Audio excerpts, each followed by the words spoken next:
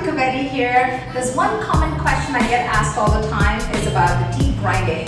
Is it normal for my child to grind their teeth? And the answer is yes, it is. So kids, they grind their teeth because they don't have a stable bite like adults do, and they do grind their teeth. It's considered normal. They usually outgrow that when they get a little bit older, so nothing to worry. There's no treatment for grinding at this age, but if they do grind when they have permanent teeth, that's when they get a night guard.